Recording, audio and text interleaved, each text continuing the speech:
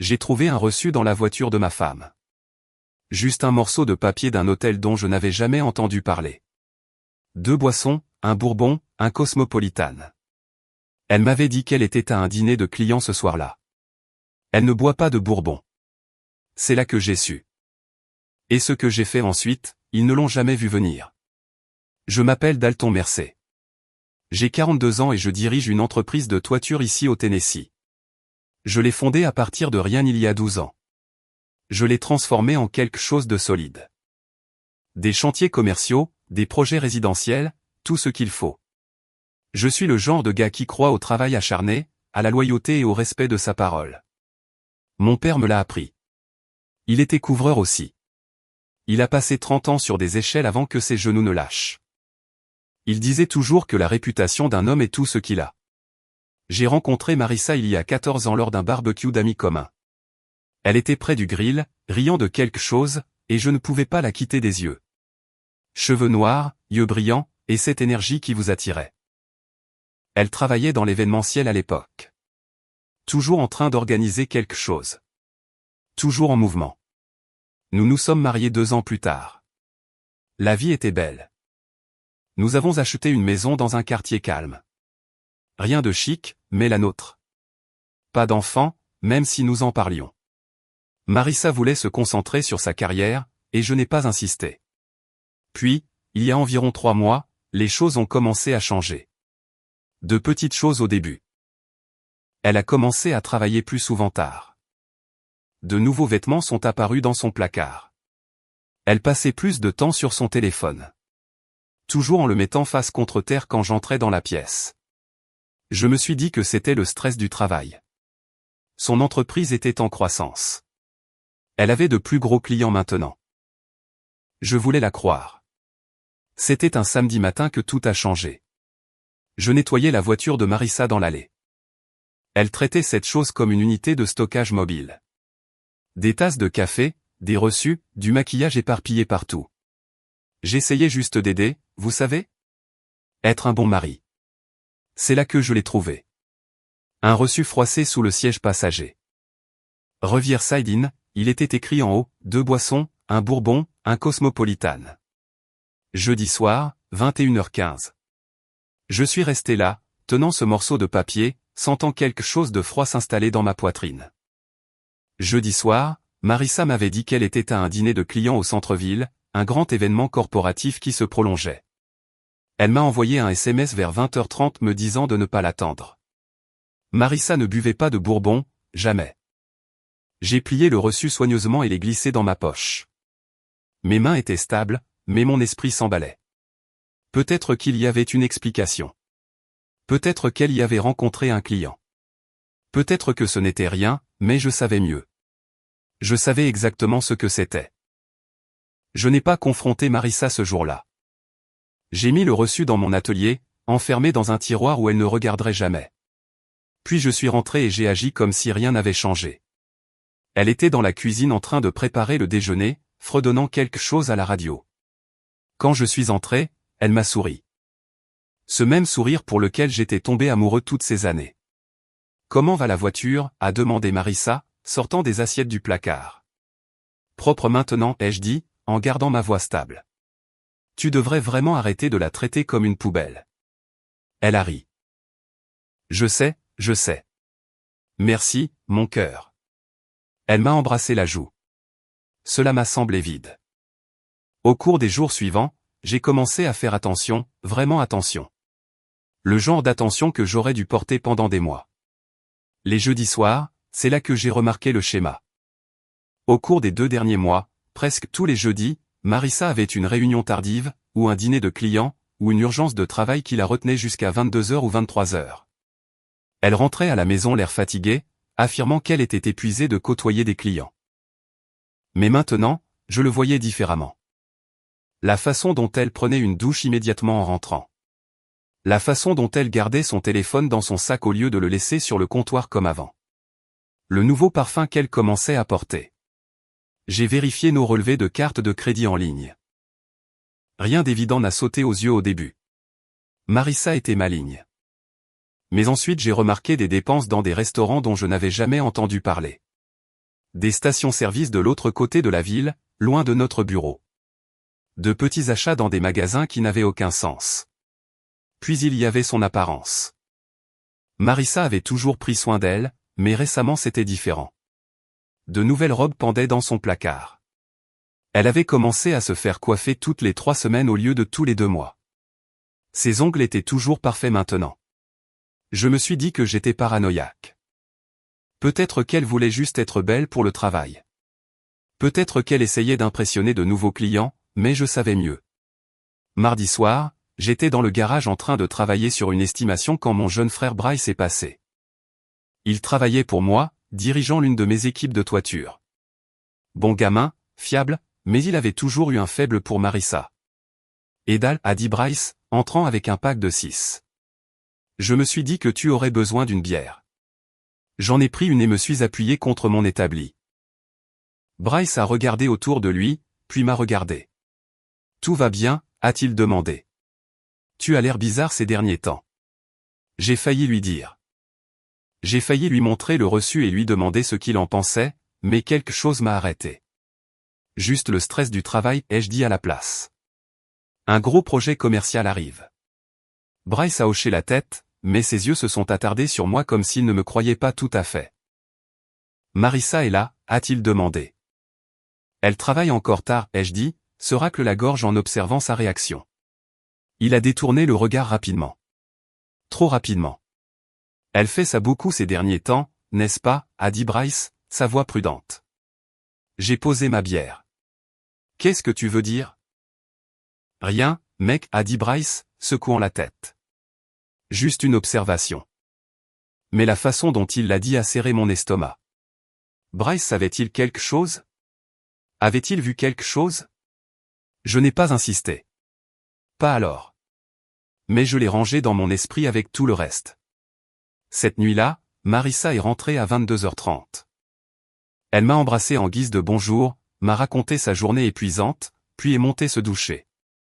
Je me suis assis sur le canapé, écoutant l'eau couler, sachant exactement ce que j'avais à faire ensuite. J'avais besoin de preuves, de vraies preuves, pas seulement un reçu et une intuition. J'avais besoin de le voir de mes propres yeux. J'ai appelé Earl Brigg le lundi matin. Earl était un détective privé, un ancien flic qui avait passé 25 ans dans la police avant de prendre sa retraite et de se mettre à son compte. Je l'avais rencontré il y a quelques années quand il avait fait des vérifications d'antécédents pour certains de mes plus grands contrats commerciaux. Il était minutieux, discret, et il ne posait pas de questions auxquelles il n'avait pas besoin de réponse. Nous nous sommes rencontrés dans un restaurant au bord de la ville, le genre d'endroit avec des banquettes en vinyle craquelé et des serveuses qui étaient là depuis les années 80. Earl était déjà assis dans un coin, sirotant un café noir. Dalton, a dit Earl, en hochant la tête alors que je me glissais en face de lui.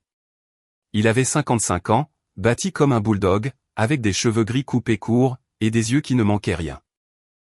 Earl, ai-je dit, merci de m'avoir rencontré.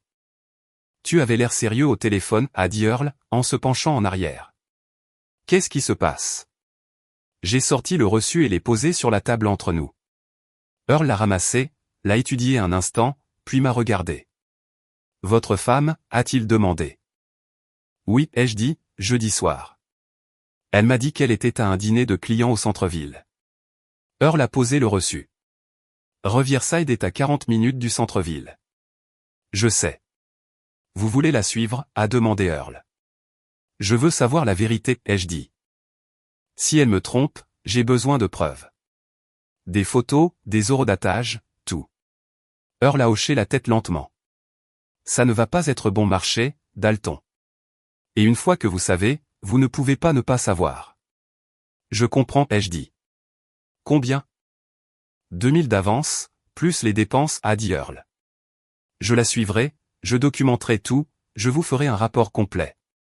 Je n'ai pas hésité. Faites-le. Earl a sorti un petit bloc-notes.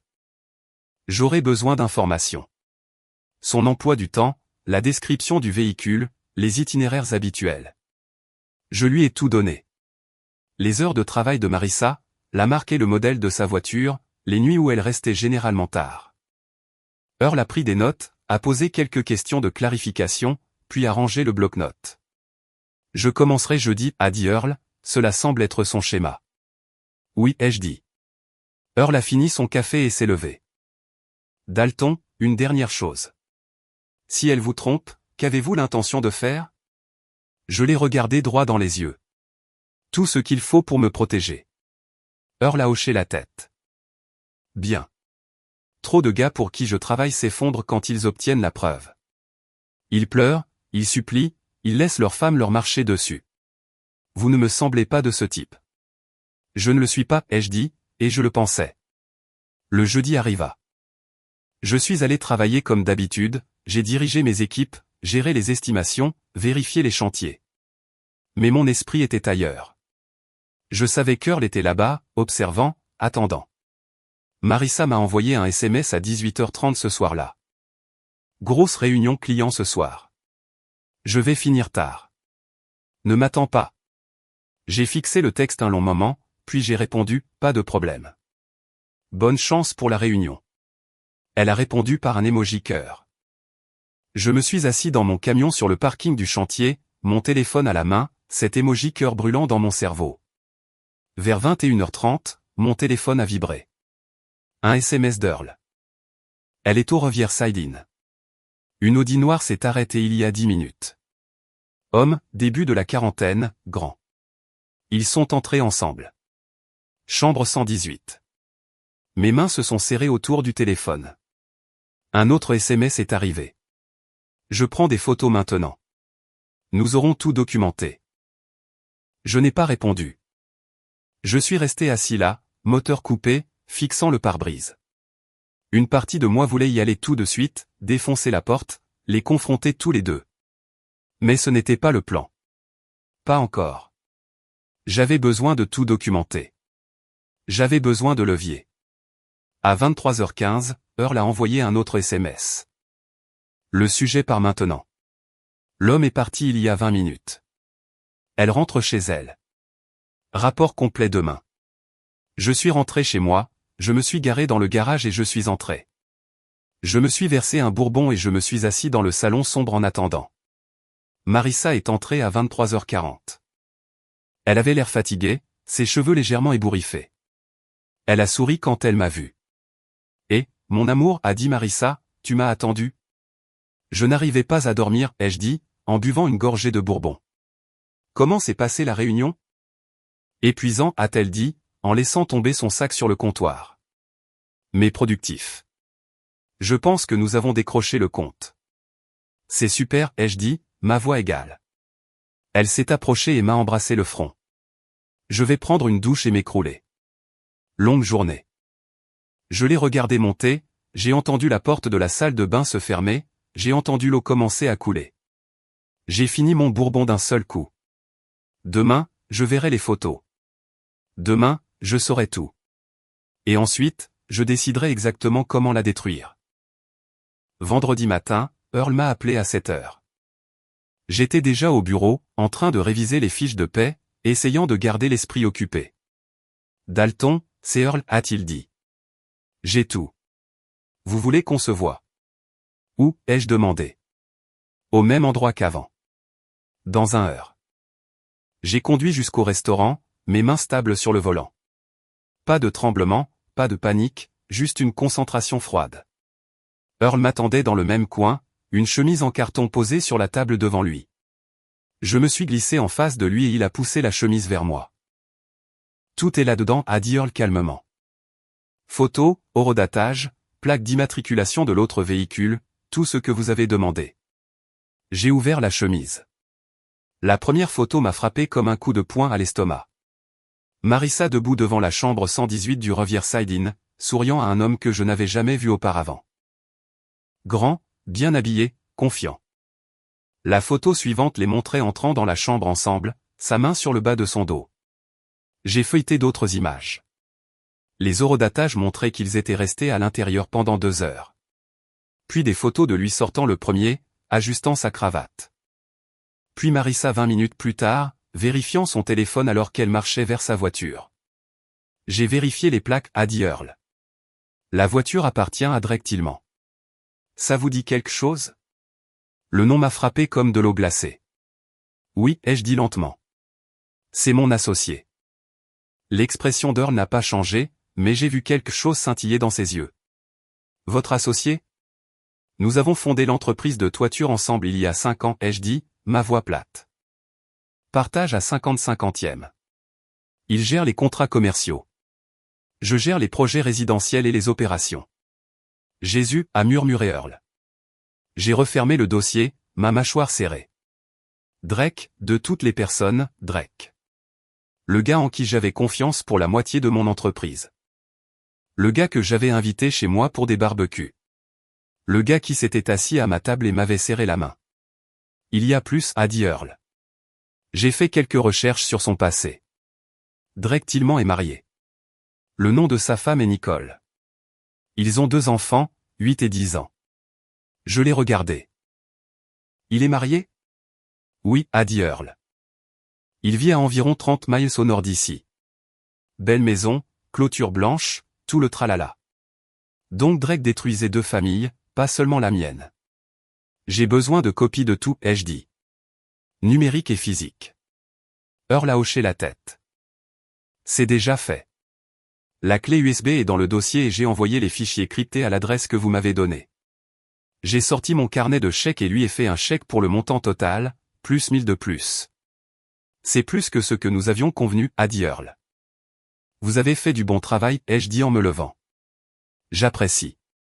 Earl s'est levé aussi, tendant la main. Dalton, quoi que vous ayez l'intention de faire, soyez intelligent. Ne faites rien qui vous enverra en prison. J'ai serré sa main. Je ne le ferai pas, mais je vais m'assurer qu'ils le regretteront tous les 2 pour le reste de leur vie. Je suis sorti de ce restaurant avec un dossier sous le bras, suis monté dans mon camion et suis resté là un long moment. Drake Tillman, mon associé, l'homme qui m'avait aidé à construire tout ce que j'avais, couchait avec ma femme. Et maintenant, j'allais tout leur prendre à tous les 2. Je ne suis pas allé au bureau ce jour-là. J'ai conduit jusqu'à un parc tranquille, me suis assis à une table de pique-nique et j'ai étalé tout ce qu'Earl m'avait donné. Photos, horodatage, relevés de véhicules. J'ai étudié chaque détail, tout mémorisant. Drake Tillman, 44 ans, marié avec 2 enfants, mon associé depuis 5 ans. La trahison était plus profonde que Marissa. Drake avait accès aux comptes de notre entreprise, à nos listes de clients, à nos contrats. S'il m'avait trahi comme ça, qu'avait-il fait d'autre derrière mon dos? J'ai sorti mon téléphone et j'ai appelé ma comptable, une femme nommée Patricia qui s'occupait de nos comptes depuis que nous avions créé l'entreprise. Patricia, c'est Dalton Mercé, ai-je dit quand elle a répondu. Dalton, salut, a dit Patricia. Que puis-je faire pour vous? J'ai besoin que vous examiniez chaque transaction des comptes de l'entreprise des 6 derniers mois, ai-je dit. Chaque retrait, chaque virement, tout ce à quoi Drake avait accès. J'ai besoin d'un audit complet. Il y a eu une pause.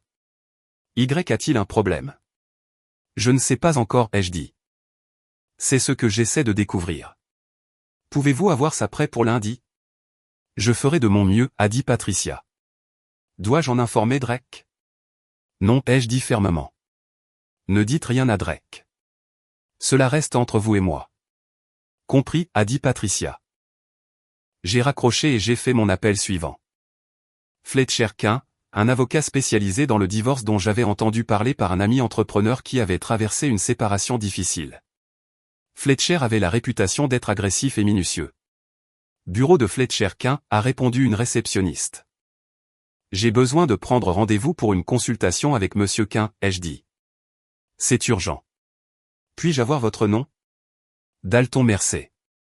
Et de quoi s'agit-il? Divorce, ai-je dit. Et j'ai besoin que ce soit traité rapidement. Elle m'a mis en attente un instant, puis est revenue. Monsieur Quinn peut vous voir lundi matin à 9 h. Cela vous convient-il? Parfait, ai-je dit. J'ai raccroché et je me suis assis en regardant les photos étalées devant moi. Marissa pensait qu'elle était intelligente. Drake pensait qu'il s'en sortirait, mais il n'avait aucune idée de ce qui allait arriver. Je n'allais pas crier, ni pleurer, ni supplier pour des explications. Je n'allais pas leur donner la satisfaction de me voir craquer. J'allais démanteler leur vie pièce par pièce, systématiquement et sans pitié, en commençant par l'entreprise, puis la maison, puis l'argent. Et quand j'aurais fini, il n'aurait plus rien. J'ai ramassé les photos, les ai remises dans un dossier et je suis rentré chez moi.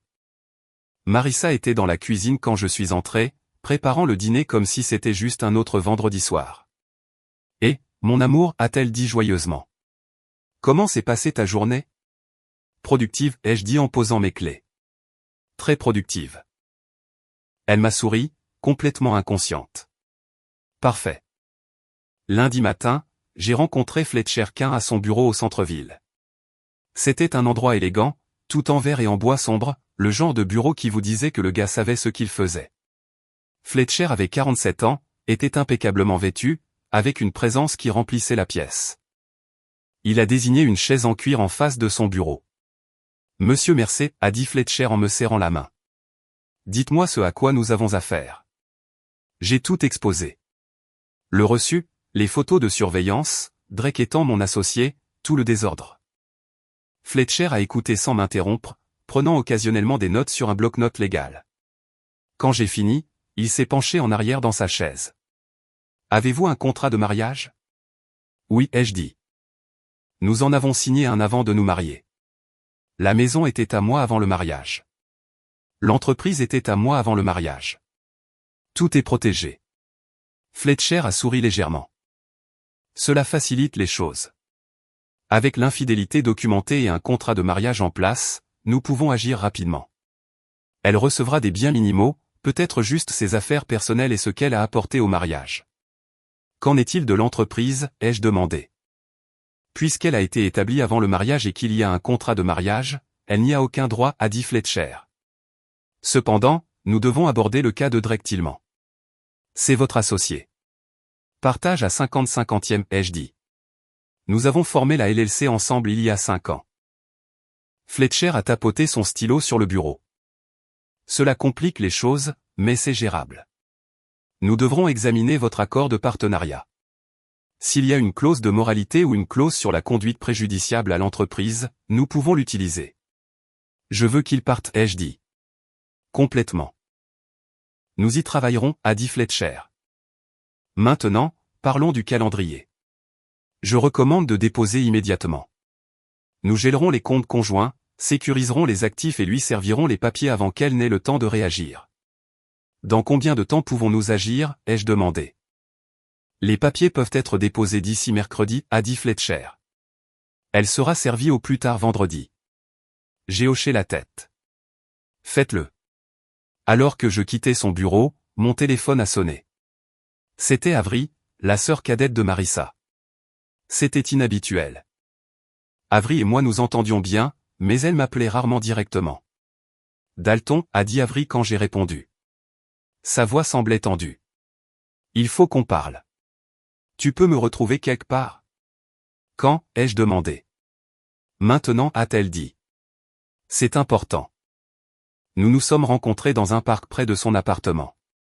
Avery avait 34 ans, ressemblait beaucoup à Marissa, mais avec des cheveux plus foncés et un comportement plus calme. Elle était assise sur un banc quand je suis arrivé, l'air nerveuse. Qu'est-ce qui se passe, Avery, ai-je demandé en m'asseyant à côté d'elle. Elle a pris une profonde inspiration. Je sais pour Marissa. Mon estomac s'est serré. C'est de quoi? L'aventure, a dit Avery doucement. Je le sais depuis environ un mois. Je l'ai vu au restaurant avec lui. Je l'ai confronté et elle l'a admis. Elle m'a fait promettre de ne pas te le dire. Je l'ai fixé. Et tu as tenu cette promesse. Je sais, a dit Avery, les yeux larmoyants. Je sais que j'aurais dû te le dire immédiatement. J'en ai été malade, Dalton. Je n'arrivais pas à dormir. C'est pourquoi je te le dis maintenant. Je ne peux pas continuer à mentir pour elle. J'ai pris une lente inspiration, traitant cela. Qui d'autre sait? Seulement moi, pour autant que je sache, a dit Avery. Mais Dalton, il y a plus. Marissa a parlé à un avocat. Elle prépare quelque chose. Ma mâchoire s'est serrée. Quel genre de quelque chose? Je ne connais pas les détails, a dit Avery. Mais je l'ai entendu au téléphone la semaine dernière. Elle parlait d'actifs. De se protéger. Je pense qu'elle sait que tu pourrais découvrir. Et elle se prépare. Donc Marissa préparait son propre coup. Cela changeait les choses. Il y a autre chose, a dit Avery, hésitant. Marissa m'a dit qu'elle est enceinte. Le monde a semblé s'arrêter un instant. Enceinte, ai-je répété. Elle a dit qu'elle l'avait découvert il y a 2 semaines, a dit Avery. Mais Dalton, je ne sais pas si c'est le tien. Étant donné tout ce qui se passe, je pensais que tu devais savoir. Je suis resté assis là, ayant l'impression d'avoir reçu un coup de poing dans la poitrine. Enceinte. Soit c'était le mien, soit c'était celui de Drake. Et étant donné la chronologie, je n'avais aucun moyen de le savoir avec certitude. Merci de me l'avoir dit, ai-je dit finalement. Avery a tendu la main et m'a serré la main. Je suis désolé, Dalton. Je suis tellement désolé pour tout ça. Marissa est ma sœur, mais ce qu'elle fait est mal. Tu mérites mieux. Je suis retourné directement au bureau de Fletcher. Sa secrétaire a essayé de m'arrêter, mais je suis passé devant elle et suis entré dans son bureau. Fletcher a levé les yeux de son bureau, surpris. Dalton. Elle est enceinte, ai-je dit. Et elle parle déjà à un avocat. L'expression de Fletcher s'est durcie. Asseyez-vous. Dites-moi tout.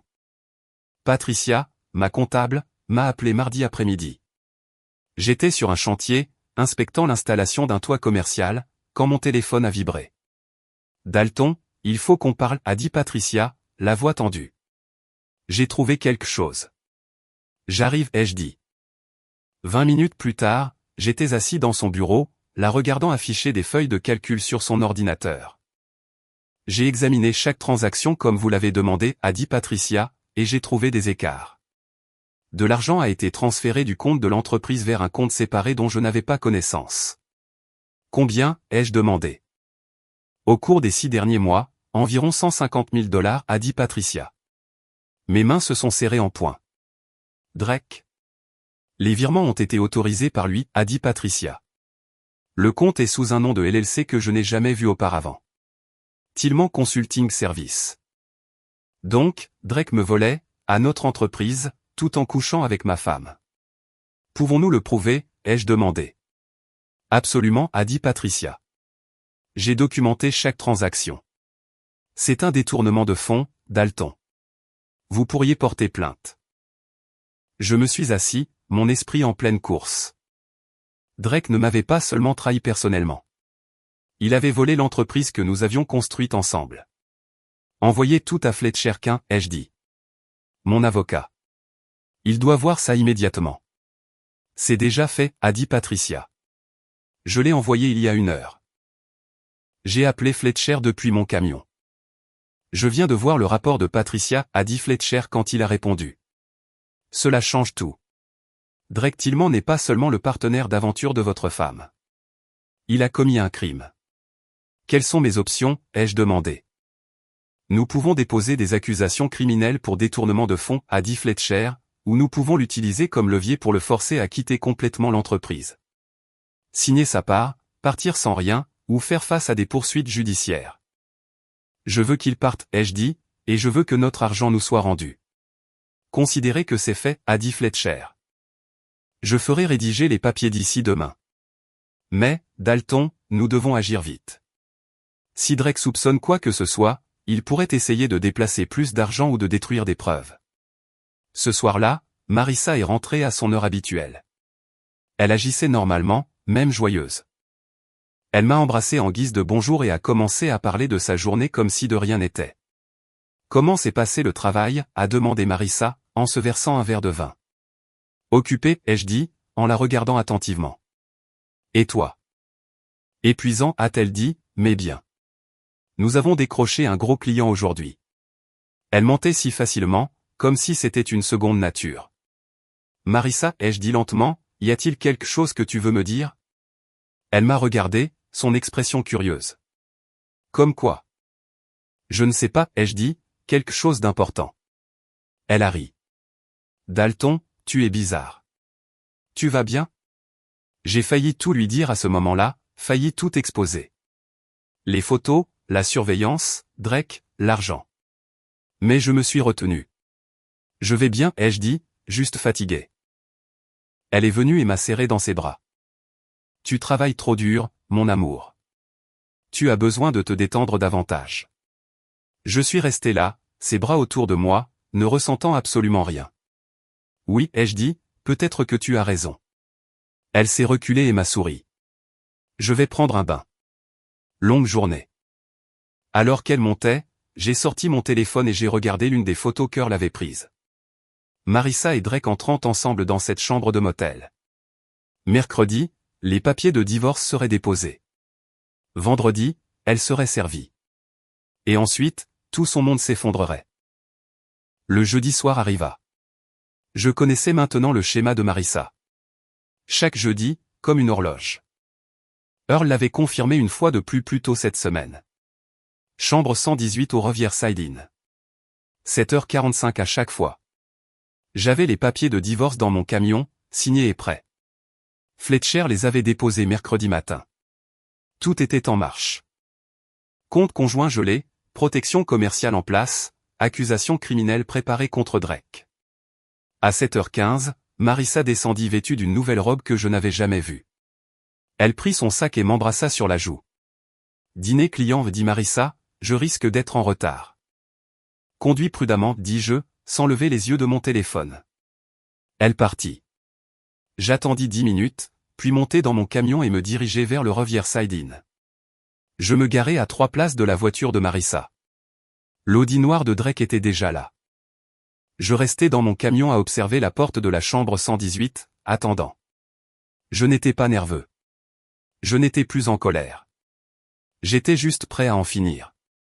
À 9h30, je sortis de mon camion, traversai le parking et frappai à la porte de la chambre 118. Service d'étage, dis-je.